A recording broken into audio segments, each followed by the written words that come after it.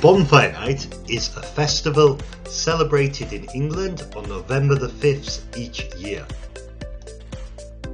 It commemorates the failed gunpowder plot where a group of Catholics, led by a man called Guy Fawkes, tried to blow up the Houses of Parliament on November the 5th, 1605, in an attempt to assassinate the Protestant King James I.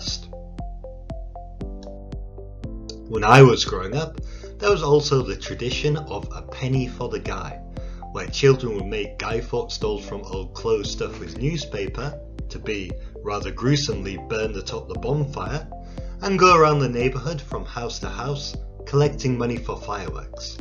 However, this tradition has not been common for many years. Fireworks in England are only sold to the public for 2 or 3 weeks before Bonfire Night, and although still popular, as people have become more safety conscious about the dangers of fireworks, there's been a move in recent years to people attending organised displays where the fireworks are let off by professionals. People that still make their own bonfires often wrap jacket potatoes in foil and put them in the bonfire to cook. That's all from me for this month. See you again in December.